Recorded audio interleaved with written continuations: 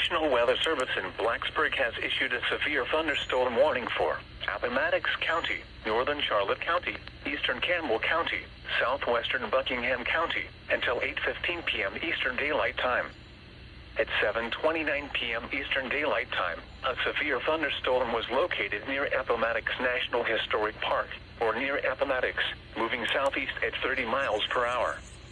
Hazard, 60 miles per hour wind gusts and quarter-size hail. Source, radar indicated. Impact, hail damage to vehicles is expected. Expect wind damage to roofs, siding, and trees. Locations impacted include Appomattox, Charlotte Courthouse, Phoenix, Red House, Concord, Pamplin City, and Madisonville.